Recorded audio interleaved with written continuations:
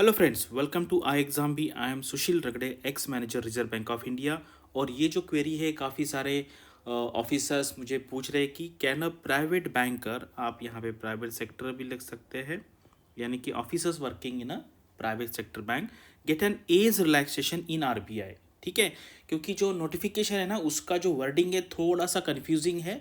मैं पहले से ही, जब से ये प्रोविज़न है पिछले 8-10 साल से, मैं ये क्वेरी लोगों का सॉल्व कर रहा हूँ, लेकिन स्टिल लोग यहाँ पे पूछते हैं। उसके बाद काफ़ी सारे लोगों ने आरटीआई भी किया था, उसमें भी ये बात क्लियर है कि प्राइवेट सेक्टर में जो लोग काम कर रहे हैं उनको एज रिलैक्सेशन मिलता है।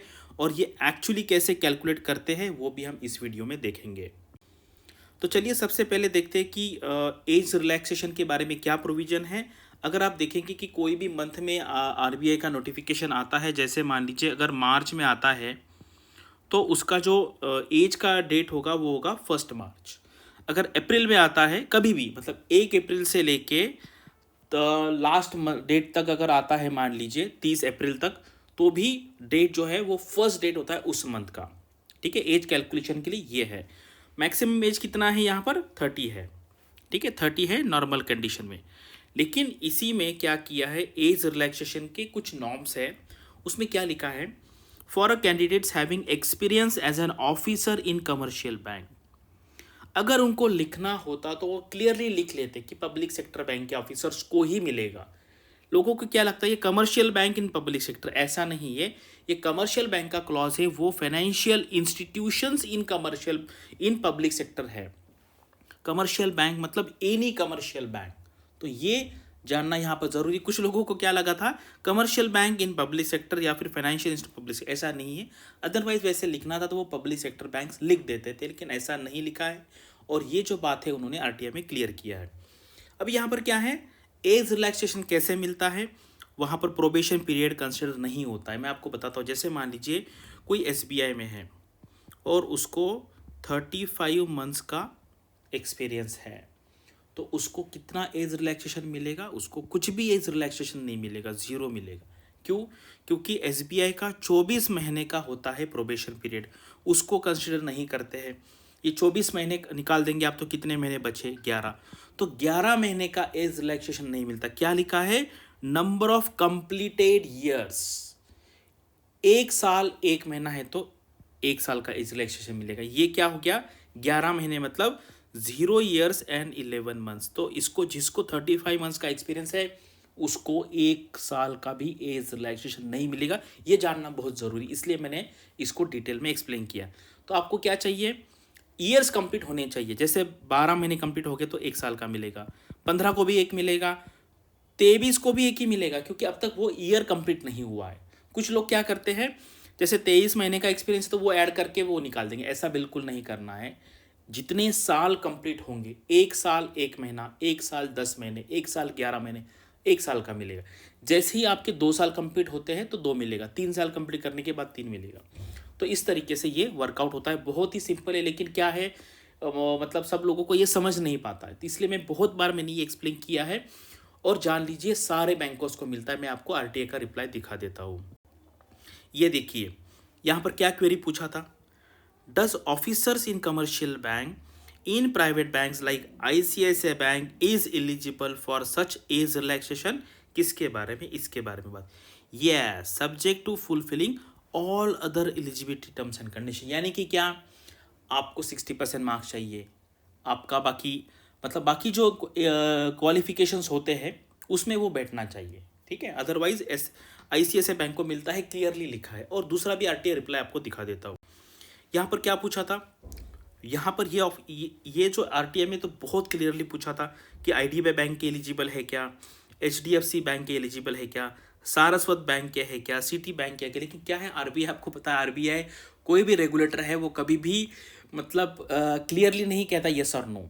ठीक है, इसलिए आरटीआई जो फाइल करना है वो भी एक एक्ट होता है। लोग क्या करते हैं, आरबीआई का वैकेंसी आएगा क्या, ये this is not RTI. RTI means this is not information. आप पूछ रहे डिसीजन, तो कभी भी आप आरटीआई फाइल करोगे तो ये जान लीजिए कि ये इन्फॉर्मेशन है क्या। इतने सारे, मैं कहता हूँ 99% केस में आरटीआई रिजेक्ट होते हैं, या फिर वो कोई भी जवाब देते नहीं, क्योंकि लोगों को ये पता नहीं कि आरटीआई कैसे फाइल करना है। तो इसलिए इतना डिटेल में पूछा था। उन्होंने क्या लिखा है, candidates having experience as an officer in commercial bank, बस उन्होंने लिखा है। इन्होंने तो बाकी का भी लिखा नहीं। कमर्शियल बैंक है तो ये सारे कमर्शियल बैंक है, ठीक है, यानी कि सारे लोगों, अगर किसी को डाउट है तो आप क्लियरली पूछ लीजिए कि I have experience in RRB, so whether I will get any age relaxation और नॉट, ऐसा पूछ लीजिए तो वो बता देंगे, ठीक है। मुझे लगता है, लेकिन आपको डाउट है तो खुद वो उनको पूछ के जान लीजिए। और आरटीआई कैसे फाइल करना है ये किसी को पूछने की ज़रूरत नहीं है, गूगल में जाओ, आपको सारा इन्फॉर्मेशन मिल जाएगा। आज के डेट में इन्फॉर्मेशन में आपको यूट्यूब पे सब कुछ मिल जाएगा, ठीक है, लेकिन बस उतना थोड़ा सा मेहनत करना पड़ेगा। जाओ वहाँ पे और आपका जो डाउट है वहाँ पे आप आरटीआई में पूछ सकते हो, लेकिन कभी भी आरटीआई में फाइल करने से पहले जान लीजिए कि वो इन्फॉर्मेशन है या डिसीजन है। डिसीजन के बारे में बिल्कुल इन्फॉर्मेशन नहीं देते हैं। इन्फॉर्मेशन जानना, इन्फॉर्मेशन का वर्ड आप, मुझे लगता है आप समझ पाओगे, ठीक है। इसका मतलब है कोई भी बैंकर को यहाँ पर एज रिलैक्सेशन मिलेगा। और बाकी यहाँ पे क्या है ना, कुछ लोगों को ऐसे लगता है कि जैसे मान ले कोई ओबीसी में है तो उसको लगता है कि उसको 3 साल का एज रिलैक्सेशन पहले से ही है और उसका बैंक का एक्सपीरियंस 5 साल है, तो उसको 3 + 3 36, 33 + 3 36, ऐसा नहीं होगा। यानी कि यहाँ पे उन्होंने दिया है कि ये अगर आप पढ़ेंगे तो यहाँ पे शॉर्ट में दिया है कि जो क्यूमुलेटिव है, मतलब 2 बेनिफिट्स यहाँ पर कौन कौन के केस में मिलेंगे, इस केस में मिलेंगे, और इसमें वो जो बैंकर वाला क्लॉज है वो यहाँ पे नहीं है। जैसे मान लीजिए कोई एसटी में है तो उसको 35 तो ऐसा ही मिलता है एज रिलैक्सेशन, +3 38, ऐसा नहीं होगा, ठीक है। यानी कि अगर आप देखेंगे इन रियल सेंस में तो ये जो एज रिलैक्सेशन है बैंकर वाला, ये सिर्फ जनरल एंड जो ईडब्ल्यूएस है उनको ही मिल पाएगा, क्योंकि ओबीसी को ऑलरेडी 3 साल का मिल रहा है, एससी एसटी को ऑलरेडी 3 साल का 5 साल का मिल रहा है, तो उनको ये नहीं मिलेगा। ये भी बहुत लोगों को पता नहीं है।